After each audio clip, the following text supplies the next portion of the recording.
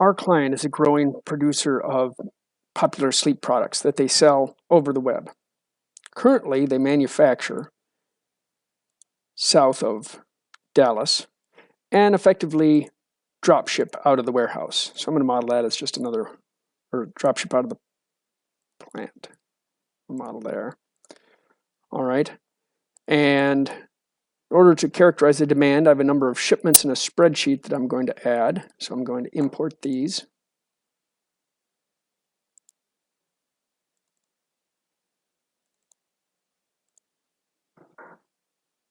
And they get consolidated by postal zones, or effectively 3-digit zip codes. And you see these circles and dots. So the big dots are bigger centers of demand, and the small dots are smaller centers of demand. And so currently, they're shipping out of Hillsboro. So I'm going to solve for that warehouse using ground parcel. And we're only considering transportation at this point. We're not changing manufacturing facilities or inbound ports.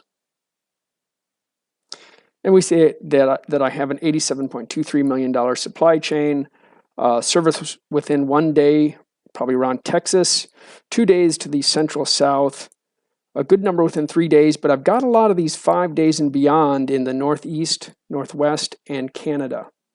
I'm going to verify my configuration. So I go here, configuration, and I look at, I've picked the right region, North America.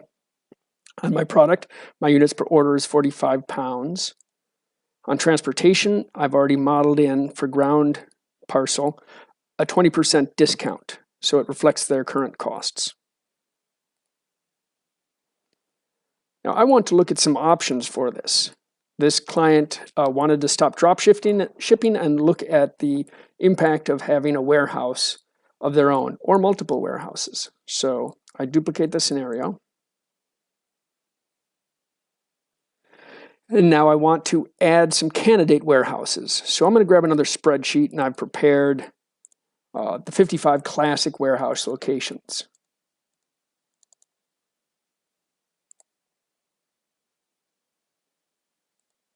And they plot on the map like that.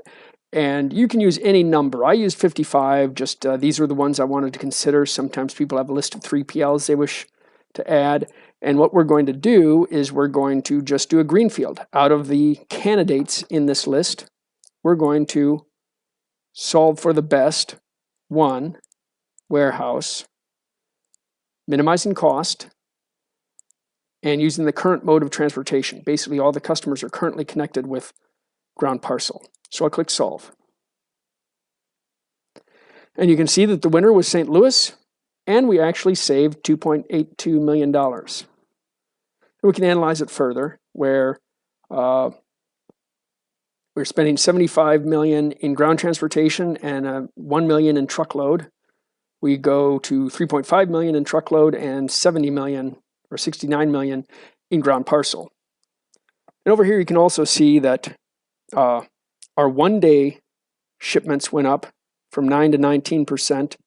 2 days went from 17 to 36%, but also notice that the 5 days went up a bit as we moved away. And if you can see, we basically took the West Coast out of 3 and 4 day zones because we've moved a little bit east.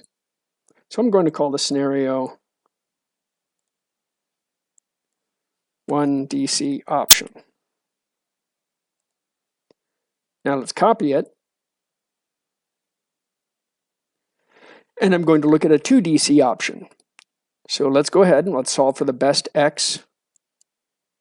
I'm going to 2 warehouses based on landed cost. Pretty much everything else is the same, and I click solve. And let me clean up the model. I'm going to go hide zero flow tools, and basically it's solved for Nashville and Riverside. And we've actually saved significantly more. So there actually is incrementally more savings to doing a 2 DC, an East Coast and a West Coast DC, over the 1. I'm going to call this 2 DC option. And let's compare the costs. Now, I still have a number of 5 days. It's going to be hard to get the Canadian population within a reasonable amount. So let's try this. Let's see if we get a different answer if I solve for service time as the objective function. So I duplicate the scenario. And now I'm going to skip down. I'm going to solve for target service level here. And I want the same number, 2 distribution centers. I want to get as much within 2 days as possible using warehouses and the current mode. So I solve. And I very well may end up with the same solution I had for the straight up 2 DCs. And it actually shifted slightly. You saw we actually lost $2 million. We went to Salt Lake City and Chattanooga. And so when we solved for target service level, it basically found the way to put as much within the green and the blue areas as possible. Now it cost us $2 million. So I'm going to call this 2DC service level target.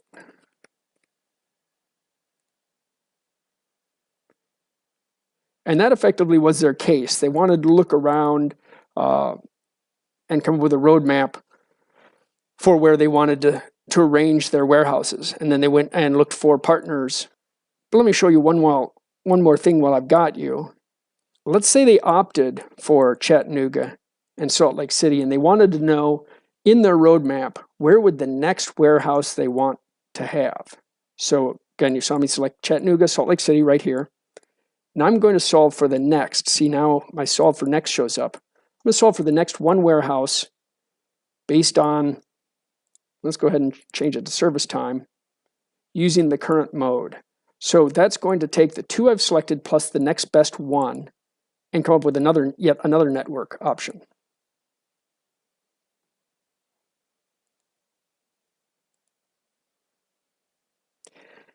And you can see it still picked Chattanooga, Salt Lake City, and it added Milton, Pennsylvania.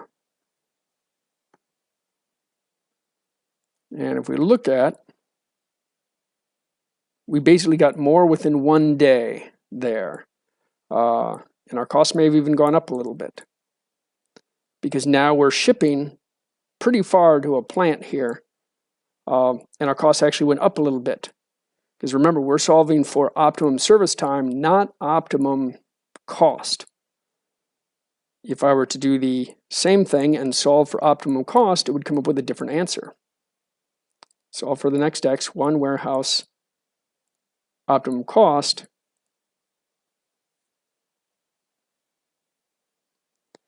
And now it actually picked Fort Wayne, Indiana. So we had Chattanooga, Salt Lake City, and Fort Wayne, Indiana, and we're at $7.82 million savings. So you can see that you often get a very different answer if you're solving for service time or cost. And this is exactly the balance of e-commerce.